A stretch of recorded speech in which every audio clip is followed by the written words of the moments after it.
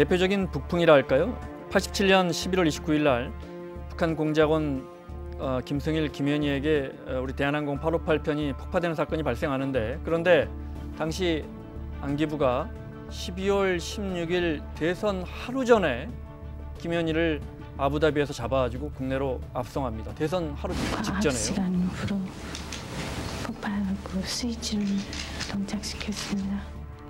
당시 민정당 노태우 후보 측은 안보 불안, 색깔론 등을 선거에 적극 활용했고요. 결국 김대중, 김영삼 후보를 누르고 당선되죠. 97년 12월에 15대 대선에서도 북풍이 붑니다.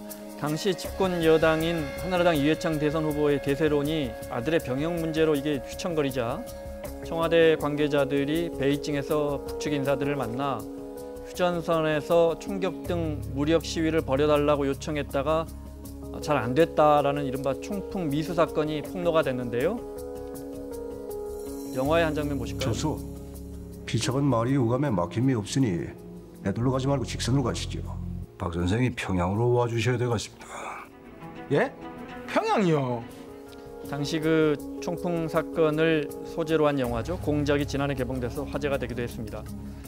그런데 요 몇 년 사이 북풍에 대한 국민들 반응은 뭔가 바뀐 것 같은데요. 2002년에 16대 대선 국면에서는 제2연평해전하고 2차 북핵 위기가 발생했지만 노무현 바람을 이기지 못했고요.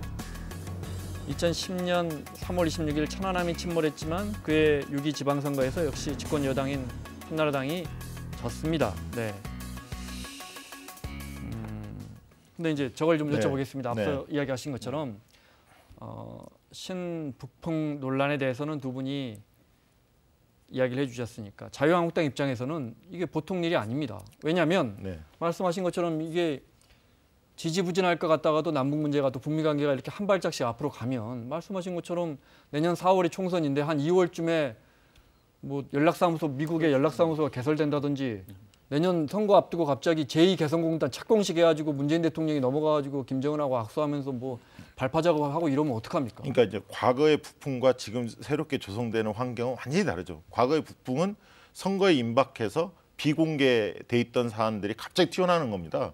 지금은 평화 이슈 자체가 공개적으로 다 추진되고 있고 미국이 주도하고 있지 않습니까? 네. 그러니까 우방 아닙니까, 미국 자체가. 예전엔 남과 북의 문제였는데 정권의 문제였다면, 그래서 선거 막판에 선거를 뒤집기 위한 하나의 수단으로 작용했다면 지금의 평화 이슈는 다른 거죠. 그리고 지금의 트럼프 자체도 자기 코가 석자 아닙니까? 재선을 위해서 한반도 평화 문제를 적극적으로 지금 풀어가고 있지 않습니까? 그렇기 때문에 과거의 사례를 가지고 뭐 걱정하거나 긴장할 필요는 저는 없다고 보고, 오히려 이런 시대적 흐름에 한국당이 전향적으로 입장을 바꿔서 적극적으로 동참하는 것이 오히려 그런 피해를 최소화하는 길이 아닌가, 저는 그렇게 봅니다.